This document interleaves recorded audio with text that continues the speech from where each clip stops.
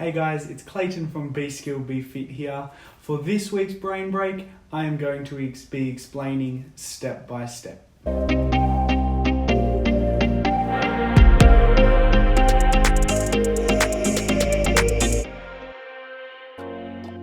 Now, step by step is an extremely simple activity or break that you can do with your class.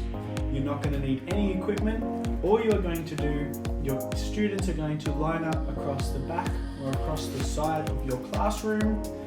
You are going to give them some questions. Now, these questions might be things like timetables, might be some general knowledge or some trivia questions, or even questions about the classes that you have just done.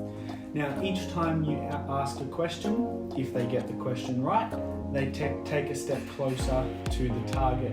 If they get the question wrong, they just stay where they are. Now, you keep going over different questions, keep asking different questions, and help them to keep stepping forward. The first student to reach the target will be the student who receives the reward at the end. Now, this game is super simple, super easy. It requires no setup, it requires no equipment, and you can play it almost anywhere you like. I hope you enjoy and stay tuned for next week's brain break.